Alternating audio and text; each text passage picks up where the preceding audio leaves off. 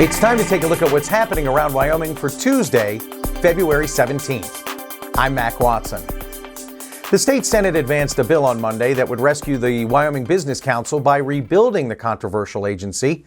Cowboy State Daily's Claire McFarland reports it would also freeze its work while lawmakers and others reevaluate the council. So there's 3 bills. 2 of them are twins. The twins are kind of a soft freeze. One of those is still moving on the House side. One of those is paused on the Senate side. But what the Senate Minerals Committee advanced Monday was the hard freeze. Stop everything for a year, like no new projects, no expansions, while we evaluate you and see what you're all about, right?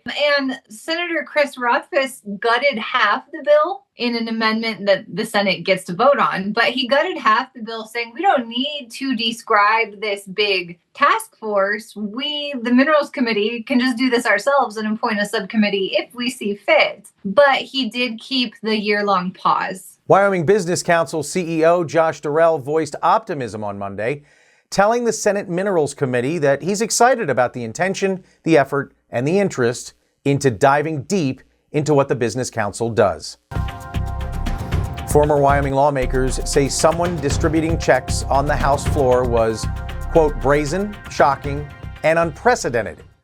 Cowboy State Daily's Zach Sontag reports that one former lawmaker says when it comes to ethics violations, he doesn't recall anything of this magnitude. I spoke with former Representative Ron Michaeli, Uinta County Republican. He served for 16 years in the legislature, and that was both in the House and the Senate. And when I asked him, have you ever seen any kind of ethics scandal like this before? And his response was instant. He said, I have never in all of my time seen or even heard of something of this magnitude. He said it was unprecedented. And he made some interesting points because one of the reps who accepted a check on the floor said, well, look, the optics are bad, but it stops at optics. And Ron Michaeli said, look, optics are everything. Sometimes the perception of impropriety is just as bad or worse as actual impropriety. And the damage it does to the institution is hard to understate. He also made the point, responding to Bechtel's comments, that these were legitimate campaign contributions. And he asked himself, well, I think that is begging some questions. And he said, I think it's actually dodging the point to call them campaign contributions because none of these members are candidates at the moment. They have not filed for office because that time comes in May. And so he asked, if these are not candidates, then what is the money for? Rebecca Bechtel has said publicly that she was distributing lawful campaign checks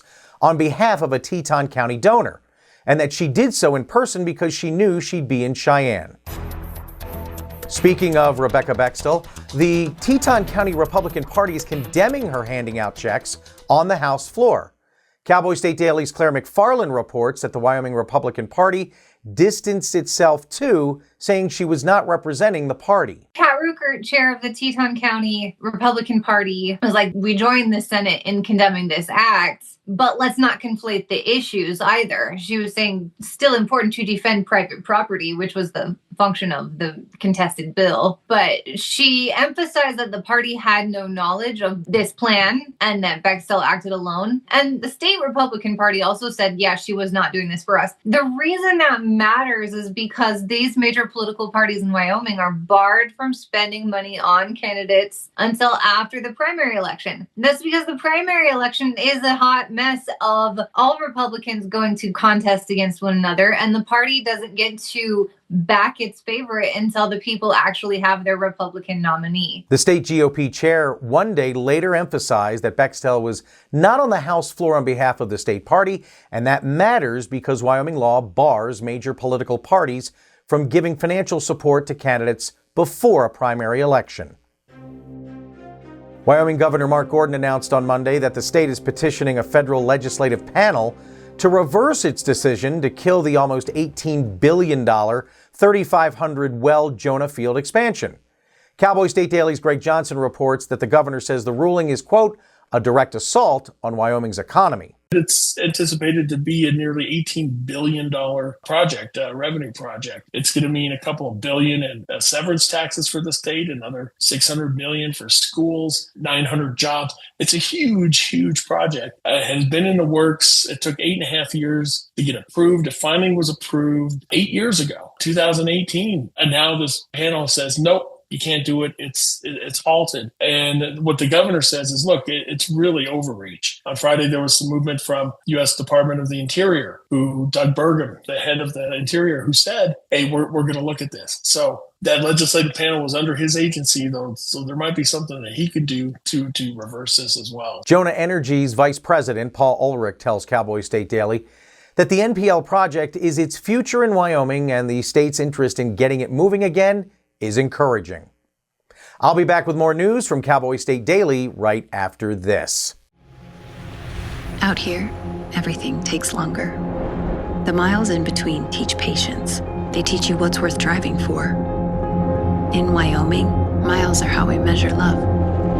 The distance you'll go to help a neighbor, to pick up your kid from an activity, or to visit someone you care about. That's why Hilltop Bank rides with you through every mile. We're not just close by, we're traveling the same roads. Hilltop Bank, member FDIC, equal housing lender. Cowboy State Daily News continues now. About mid-morning on Sunday, as the temperature crept above freezing, the ice sheet on Boysen Reservoir started making sounds like something out of a science fiction movie. Cowboy State Daily's Mark Hines reports that scientists say the otherworldly noises come from ice cracking under warming temperatures. Sound experts say basically if ice cracks on the reservoir somewhere and you're far enough away, the high frequency sounds produced by that crack will eventually outpace the low frequency sounds. So by the time it gets to your location, the sound wave spectrum is split, and so it sounds really weird. Ice will crack and then the sound spectrum will separate over distance, and if you're far enough away, it's going to sound really weird because the full spectrum of sound isn't arriving all at once. Famed Wyoming photographer David Bell tells Cowboy State Daily that water is a superconductor of sound. As the ice cracks or shifts, either freezing or thawing, it makes sounds from those events. As Bell says, it's the ice doing its thing.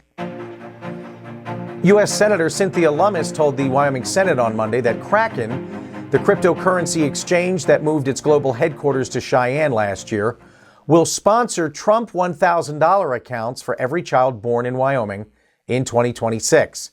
Cowboy State Daily's David Madison reports that Lummis described the Trump account sponsorship as Kraken rewarding Wyoming for its leadership in making the state a good place to set up a digital asset business. They love the regulatory and legal environment in Wyoming and leaders like Lummis, who has really gone out of her way to facilitate businesses like Kraken. And she was pretty explicit. She said, as a thank you to Wyoming, that Kraken has pledged $1,000 per kid born in 2026. So attention, pregnant parents out there, if you have a child due in Wyoming in 2026, you could benefit from this $1,000 donation into what is called a Trump account. And that is an investment mechanism the president has promoted. He characterizes it as buying into the American dream and investing in our kids. Kraken is nearly a $3 billion cryptocurrency exchange and was Wyoming's first special purpose depository institution.